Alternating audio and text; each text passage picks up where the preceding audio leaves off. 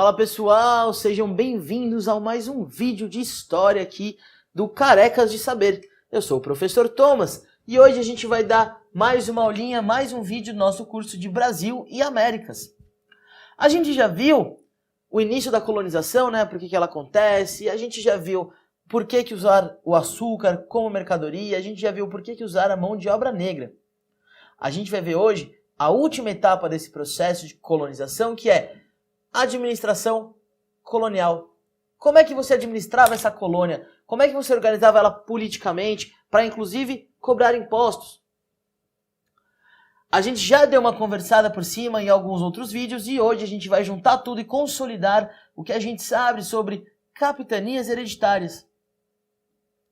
Vamos lembrar para vocês, capitania hereditária é você pegar esse território colonial português, que vai desde ali do tratado territorial até o litoral. E nesse espaço você tinha 15 capitanias, 15 divisões de terra. Nessas divisões de terra, você tinha ao todo 12 capitães donatários. E o capitão donatário recebia essa terra não pertencia a ele tinha direito de usufruir dela, mas dentro desse território ele recebia uma sesmaria, que aí é uma fazenda, aí é um pedaço de terra enorme, mas que pertence efetivamente a ele, beleza? Mas vamos por partes. Por que o modelo de capitanias hereditárias? Você tem dois objetivos principais. Fiscalização do território, ou seja, manter o território ocupado para impedir o avanço de outras nações que chegaram atrasadas na corrida colonial. Nesse caso, a gente está falando especificamente da França. E promover uma colonização, ou seja, uma ocupação do território que gere lucros e que não gere gastos aos cofres portugueses. Vamos lembrar que esse modelo, a lógica envolvida neste porquê, tem tudo a ver com mercantilismo. Lembra que a gente já teve uma aula sobre isso? Lembra, tá lá, mercantilismo, acúmulo de metais preciosos, né? Você tem que sempre entrar mais mercadoria, mais metais, então você tem que vender mais mercadoria do que comprar. Você não pode ficar gastando uma grana na colonização sem saber se isso vai dar certo. Outra pessoa tem que gastar com isso, não o Estado. E quem vai gastar vão ser esses terceiros. Beleza? Quando o sistema de capitanias acontece? Ele tem um intervalo, começa em 1534 e acaba em 1548. Você vê que nem é tanto tempo aí, né? São 14 anos de capitanias hereditárias. Um total de 15 capitanias para 12 capitães donatários, ou seja, alguns capitães donatários recebiam mais de uma capitania, certo? Quem poderia receber esta capitania? Baixa nobreza, principalmente a nobreza que não está vinculada com os lucros das especiarias asiáticas, burgueses e funcionários do Estado.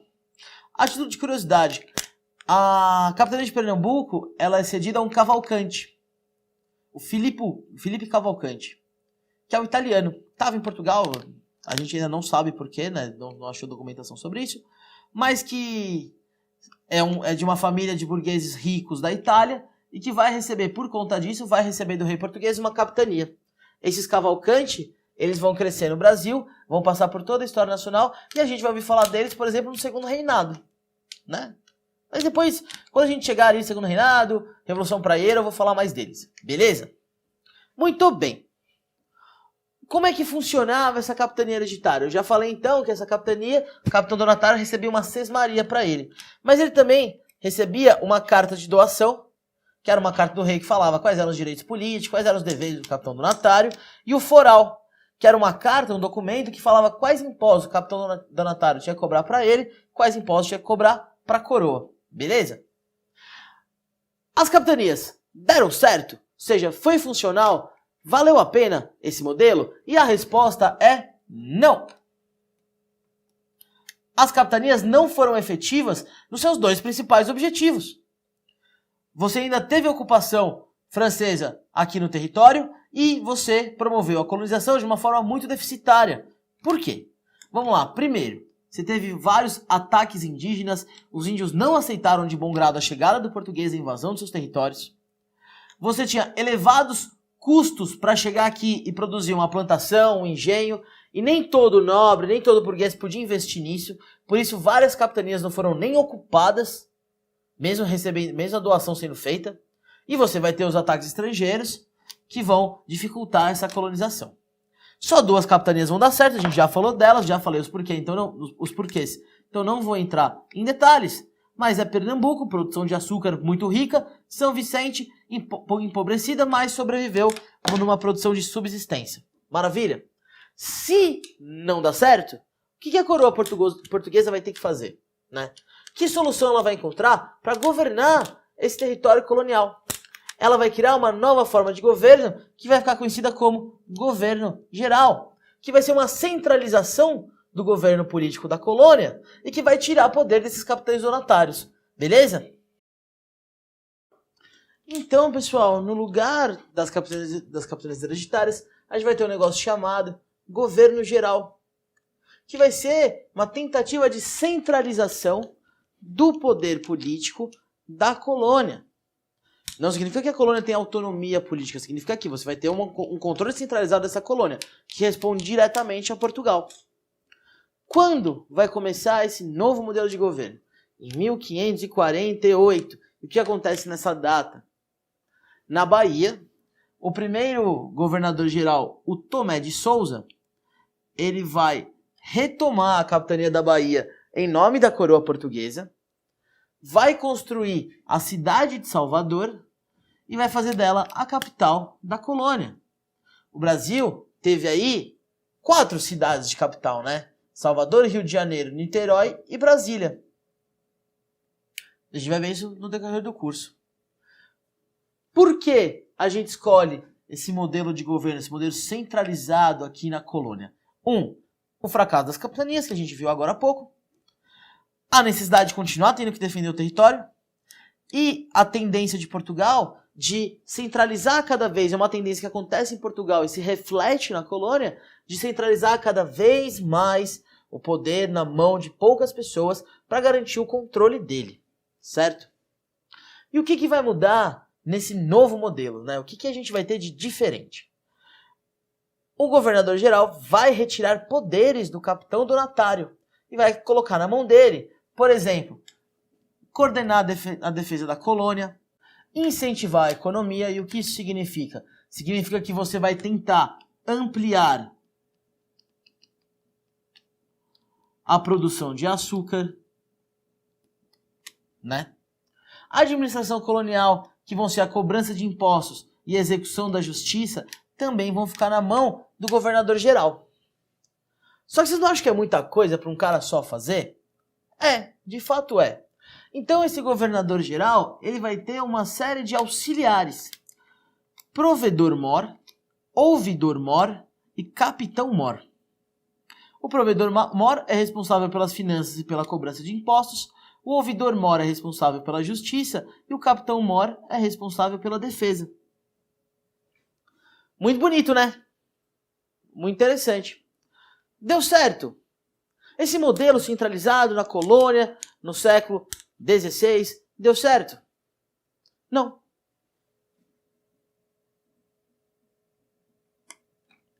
Assim como as capitanias hereditárias, esse modelo de ocupação de administração não vai ser efetivo. E por que ele não vai ser efetivo? Porque está falando de uma extensão territorial muito grande. E você não tinha o que, né? Você não tinha telefone, você não tinha e-mail, você não tinha como mandar uma carta que chegasse rápido até uma província muito distante, até uma capitania muito distante. Então, quem na prática vai exercer esse poder político? As câmaras municipais.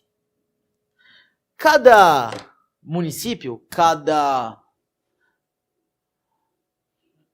pequena, paróquia, vai ter uma câmara municipal, que vai ser ocupada pelos chamados homens bons. E aqui eu peço 1 minuto de sua atenção, e eu quero que você pense aí do outro lado da tela o seguinte: o que seria um homem bom? Um cara 10? Um cara que ama os animais? Um cara que ajuda os outros? Nesse momento não é nada disso. Um homem bom, ele é um homem, ou seja, necessariamente tem que ser um homem, branco, proprietário de terras, cristão, maior de idade. Então você percebe que essas câmaras municipais eram ocupadas por quem? Pela elite.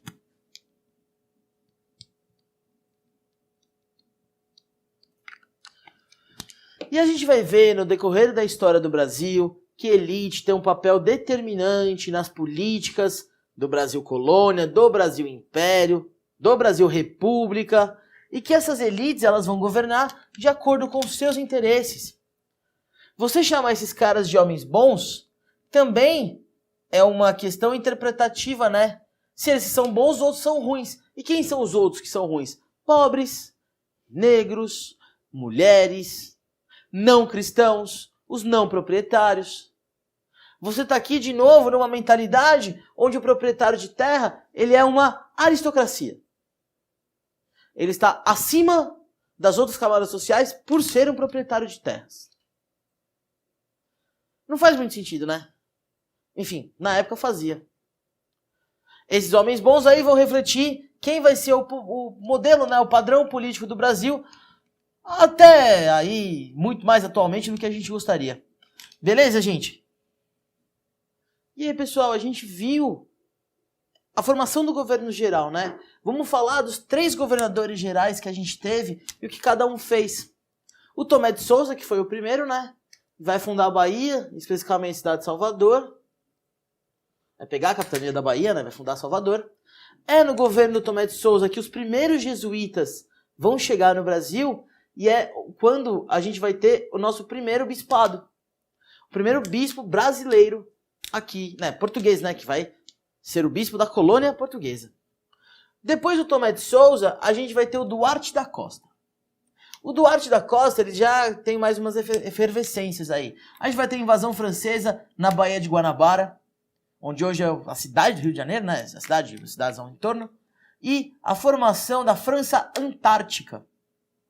É também durante o governo do Duarte da Costa que vai chegar o José de Anchieta, que vai fundar um colégiozinho jesuíta aqui em São Paulo, não é? O Colégio de São Paulo, que hoje a gente chama lá do Pátio do Colégio, no centro, perto da Praça da Sé. O Mendes Sá, não tinha Praça da Sé na época, né? Mas enfim. O Mendes Sá, que é o próximo governador geral, ele vai fundar o Rio de Janeiro e vai expulsar os franceses do Rio de Janeiro. Lembra que eu falei pra vocês que a gente não vai ser, que o governo geral não vai ser um governo efetivo? E não vai ser um governo efetivo por causa do tamanho do território? Depois da morte do Mendes Sá, a coroa portuguesa vai decidir por dividir o território em 2 governos. O governo do norte, que vai ficar em Salvador,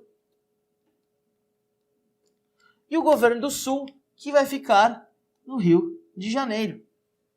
O objetivo disso é dividir o território, talvez fosse mais fácil a comunicação dentro dele, e aí a efetiva dominação desse território. Não vai se adiantar muita coisa ainda. Em 1578 a gente vai ter uma reunificação, tudo num único governo central. Pessoal, é muito importante a gente entender algumas coisinhas aqui sobre essa administração colonial. As câmaras municipais, aquela ideia dos homens bons, é muito importante para você entender um pouquinho como a política brasileira ela está centrada na mão de poucas pessoas. Tá? A gente vai ver que mesmo com esse governo centralizado, eles eram proprietários de terra. E eles tinham que garantir seus interesses. Claro, eles vão ser pressionados para garantir o interesse da coroa, mas nesse primeiro momento, os interesses da coroa e dos grandes proprietários estão alinhados. E vão ficar alinhados por muito tempo. A partir do momento que eles se desalinham, a gente vai ter os processos de independência. Beleza? Pessoal, com isso consolidado, com a administração colonial consolidada, o nosso próximo passo, nosso próximo vídeo vai ser conversar um pouquinho sobre a chegada dos holandeses, a união das coroas ibéricas e as invasões holandesas no Brasil. Beleza? Agradeço imensamente a audiência de vocês. Por favor, se vocês estiverem gostando, se tiverem alguma dica, se querem dar uma sugestão, ou mesmo fazer uma crítica, comenta o nosso vídeo, segue o canal, dá like no vídeo, mostra para seus amigos. A gente se vê. Falou!